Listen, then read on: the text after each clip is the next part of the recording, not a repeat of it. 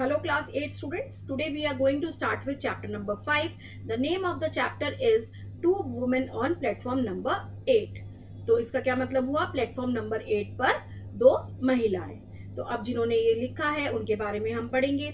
Ruskin bond born in 1934 was an Indian author of British descent.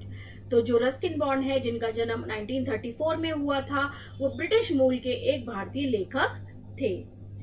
He is highly influential in the development of literature among children in India. वे भारत में बच्चों के साहित्य के विकास में अत्यधिक प्रभावशाली हैं. Most of his writings portray a very strong influence of the social life in the hill stations at the foothills of the Himalayas. और उनकी अधिकांश जो रचनाएं हैं वो हिमालय की तलहटी में स्थित पहाड़ी स्टेशनों के सामाजिक जीवन के एक बहुत मजबूत प्रभाव को दर्शाती हैं. His writings are replete with humor, wisdom and wit. और जो उनकी कहानियां हैं वो हास्य, ज्ञान और बुद्धिमत्ता से भरपूर होती हैं. His stories manifest a great love for nature and people. और जो उनकी स्टोरीज होती हैं वो किस चीज़ के बारे में बताती हैं? वो प्यार के बारे में बताती हैं, लोगों की जो आदत होती है, जो नेचर होती है उनके बारे में बताती हैं. इस तरीके से चीज़ें जो हैं जो उनकी कहानियां दर्शाती हैं. He has received the Sahitya Akademi Award for English Writing in 1932. तो उन्हें 1992 में अंग्रेजी लेखन के लिए साहित्य अकादमी पुरस्कार मिला था. He was awarded the Padma Shri in 1999 for his unmatched contributions to children's literature.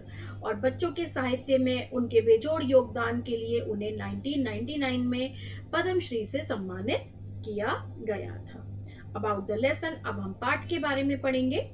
In the story, The Woman on Platform number 8, we have the theme of identify, kindness, freedom, independence, loss, trust and connection. तो जो ये कहानी है platform number 8 पर जो महिला है तो उस कहानी में हमें क्या पता चलेगा? हमें पहचान, दयालुता, स्वतंत्रता, आत्मनिर्भरता, हानि, विश्वास और संबंध का विषय मिलेगा. The story depicts the love and affection between a lady and an unfamiliar boy. और ये जो कहानी है एक महिला और एक अपरिचित लड़के के बीच के प्यार और स्नेह को दर्शाती है. अब हम शुरू करेंगे अपना चैप्टर. Read and enjoy. चलिए. It was my second year at boarding school and I was sitting on platform number 8 at Ambala station. तो ये बोर्डिंग स्कूल में मेरा दूसरा साल था और मैं अंबाला स्टेशन पर प्लेटफॉर्म नंबर 8 पर बैठा था. Waiting for the northern bound train. और किसका इंतजार कर रहा था मैं? उत्तरी दिशा की ट्रेन का इंतजार कर रहा था. I think I was about 12 at that time. तो मुझे लगता है उस समय मैं लगभग 12 साल का था, 12 वर्ष का था. My parents considered me old enough to travel alone. और मेरे माता पिता मुझे पर्याप्त मानते थे, इस चीज के लिए पर्याप्त इतना बड़ा मानते थे कि वो मुझे अकेले यात्रा करने देते थे. And I had arrived by bus at Ambala early in the evening. और मैं शाम को जल्दी बस से अम्बाला पहुंच गया था. Now there was a wait till midnight before my train arrived. तो अब मेरी ट्रेन जब तक आने वाली थी, अब मेरी ट्रेन के आने से पहले आधी रात तक इंतजार मुझे करना था. Are you alone, all alone my son. क्या तुम अकेले हो मेरे बेटे? आज रहा soft voice close behind me. मेरे ठीक पीछे से एक बहुत ही सॉफ्ट वॉइस कोमल आवाज ने मुझसे पूछा. I looked up and saw a woman standing near me. और मैंने ऊपर देखा और महिला को अपने पास खड़ा पाया. She was leaning over and I saw a pale face and dark kind eyes. तो मैंने देखा कि वो झुकी हुई थी थोड़ा सा और जो उनका चेहरा था वो हल्का सा पीला पड़ गया था, गहरा चेहरा था उनका. और उनकी आंखें कैसी थी? दयालु आंखें थी. She wore no jewels and was dressed very simply in a white sari. और उन्होंने कोई भी गहना नहीं पहना था और बहुत ही साधारण वो कैसी साड़ी में थी? एक सफेद रंग की साड़ी में थी. Yes, I am going to school. हाँ, मैं स्कूल जा रहा हूँ.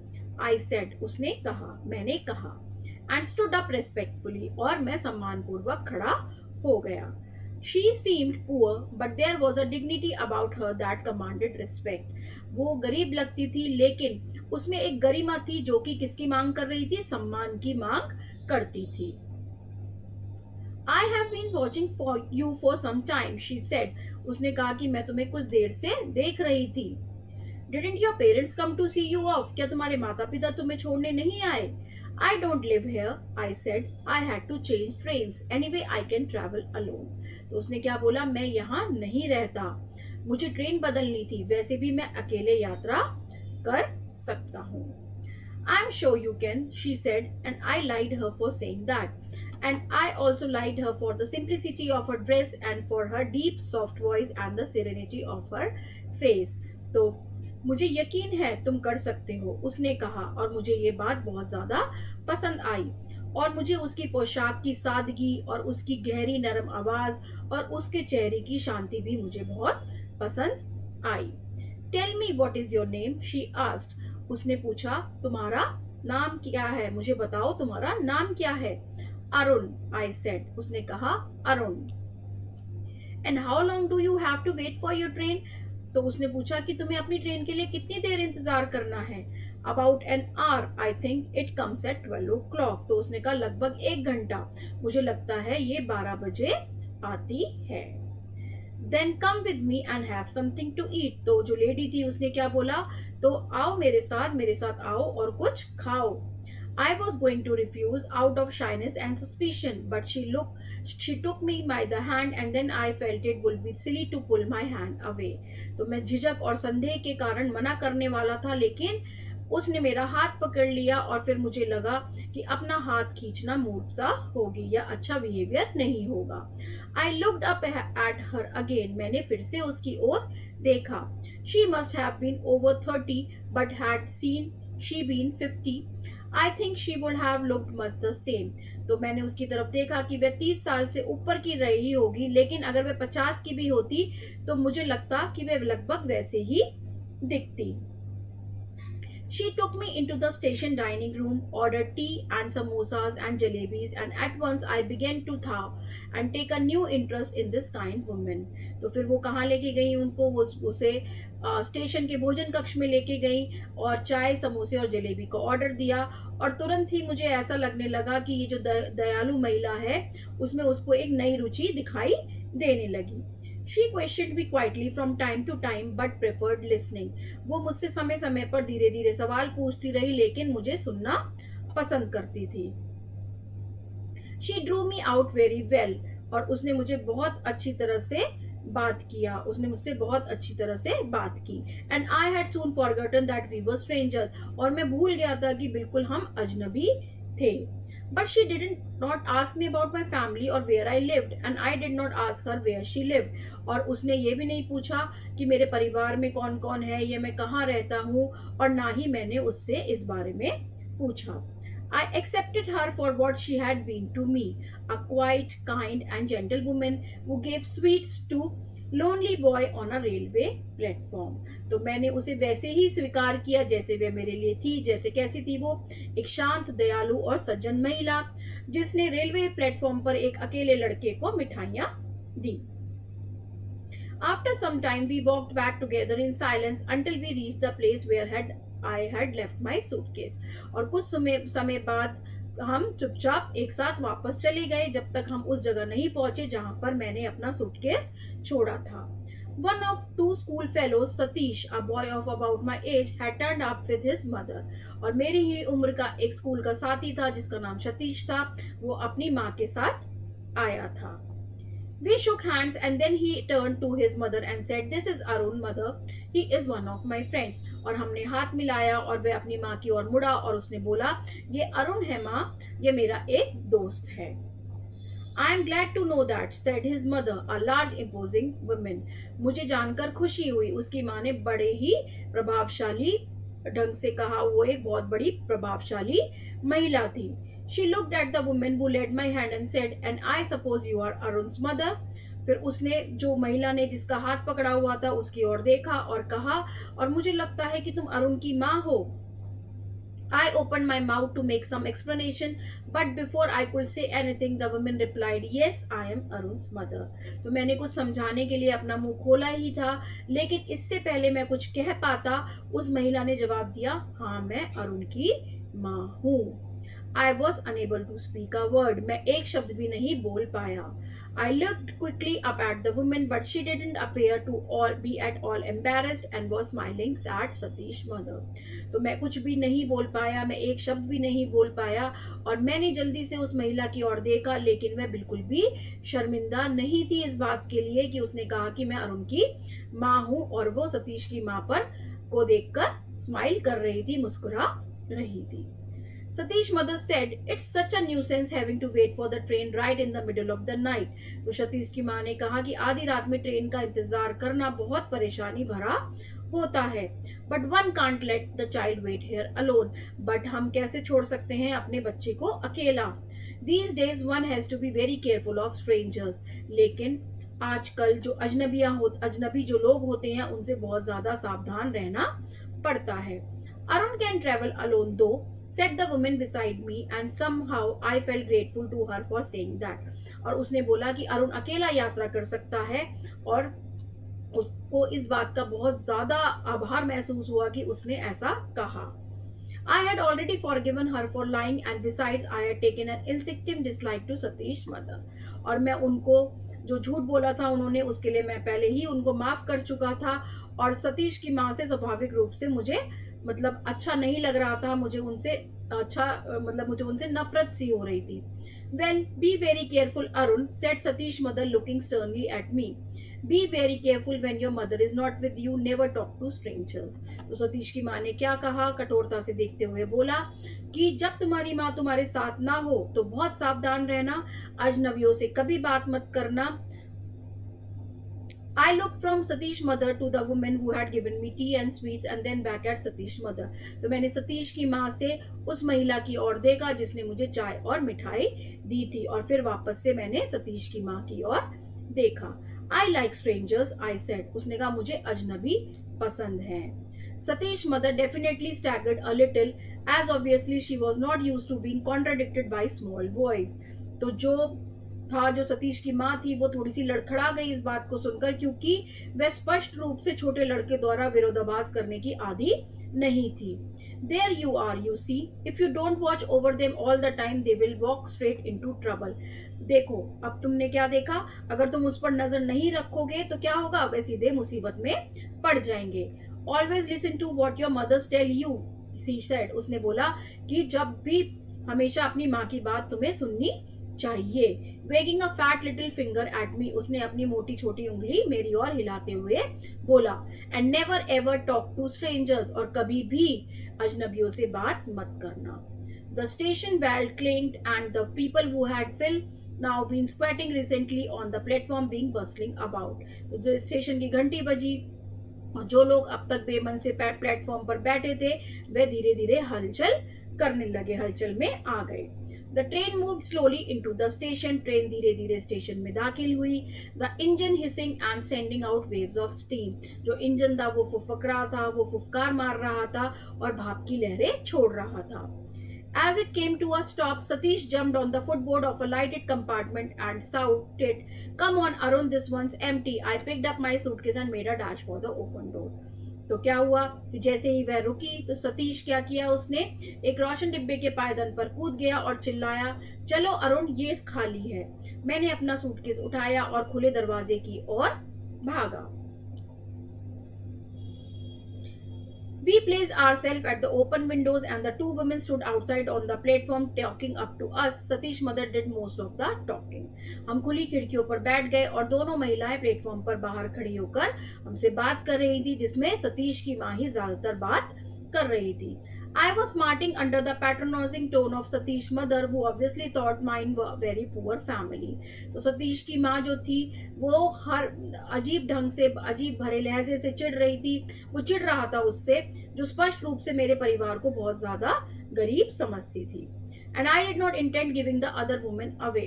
और मेरा इरादा दूसरी महिला को धोखा देने का बिल्कुल भी नहीं था. I let her take my hand in hers, but I could think of nothing to say. तो मैं चाहता था कि मैं वो अपना हाथ मेरे हाथ में लेके, लेकिन मैं कुछ भी कहने में मेरा दिमाग नहीं काम कर रहा था, मुझे कुछ भी नहीं सूझ रहा था कि मैं क्या कहूँ.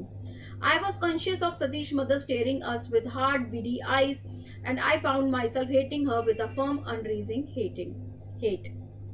तो जो सतीश की माँ की जो कड़ी छोटी आंखें थी, तो वो घूरते हुए उसको महसूस कर रहा था और उसको अचानक ही उन सब चीज़ों से बहुत ज़्यादा नफरत हो रही थी, अकारण ही नफरत हो रही थी।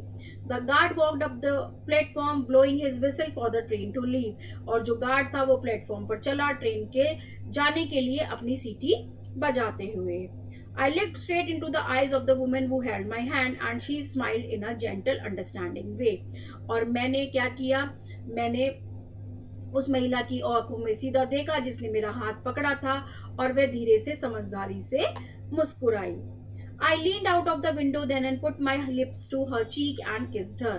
और फिर मैं खिड़की से बाहर झुका और मैंने उनके गाल पर अप किस किया। The carriage jolted forward and she drew her hand away. और उन्होंने क्या किया, डिब्बा आगे बढ़ा और उन्होंने अपना हाथ खींच लिया। Goodbye mother, said Satish as the train began to move slowly out of the station. अलविदा माँ, सतीश ने कहा जैसे ही ट्रेन धीरे धीरे स्टेशन से बाहर निकलने लगी। Satish and his mother waved to each other. Satish और उसकी माँ ने एक दूसरे के लिए क्या किया, हाथ हिलाया।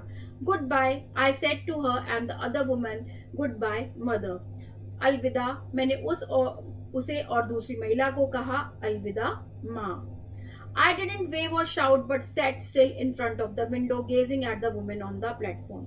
मैंने ना तो हाथ हिलाया और ना ही चिल्लाया, बल्कि खिड़की के सामने चुपचाप बैठा रहा, प्लेटफॉर्म पर खड़ी महिला को देखता रहा। Satish mother was talking to her but she didn't appear to be listening, she was looking at me. जो सतीश की माँ थी वो उससे बातें कर रही थी, लेकिन वह ऐसा लग रहा था कि वो उसकी बात बिल्कुल भी नहीं सुन रही है, वो लगातार मुझे देख रही थी। As the train took me away, she stood there on the busy platform, a pale sweet woman in white, and I watched her until she was lost in the milling crowd. और ये किसने लिखी है, rusting bond ने। तो क्या हुआ कि वो जब तक देखता रहा जब तक ट्रेन भीड़ में वो खो नहीं गई। तो that's all about the story. Now we will discuss the new words. First one is jolted. Jolted means jerked, move suddenly and रफली, झटका लगना, अचानक और जोर से हिलना या झटका लगना। मिलिंग मतलब moving around in a large मास, भीड़ में घूमना, एक बड़े समूह में इधर उधर घूमना। सेरेनिटी, कामनेस एंड पीसफुलनेस, शांति और सुकून। Squatting, sitting on heels with knees bent close to the body, उकड़ बैठना जिसको हम उकड़ू बैठना भी कहते हैं, एड़ियों पर बैठना, घुटने शरीर के करीब मुड़े हुए। स्टैगर्ड, अमेज्ड, शॉक्ड, सरप्राइज्ड, हैरान हो जाना, चकित हो जाना, आश्चर्यचकित होना। Thaw, to became more friendly and less formal, अधिक मैत्रीपूर्ण होना और कम औपचारिक होना। That's all about the chapter. Now it's question time. We will discuss the A part. Take the correct answer. Number 1. The author was sitting on the platform number 8. C option is correct over here. The author was waiting for his train in which station? Ambala railway station. B option is correct. What did the women ordered? Samosas and jalebis. B option is correct over here. Now fourth one, I like strangers. Why did Arun say this? Arun liked the woman on the platform and she was stranger. That's why he made this statement. The B option is correct. Now fifth one, what were Arun's last words? Goodbye, mother. B option is correct one. Now moving on to the B part, filling in the blanks. She seemed poor, but there was a dignity about her that commanded respect. I began to thaw and take a new interest in this kind women. The train women moved slowly into the station, the engine hissing and sending out waves of steam. The carriage jolted forward and she drew her hand away. Jolted, I said to her and the other woman. Now, C part. Write true or false against the following statement. It was the writer's second year at boarding school.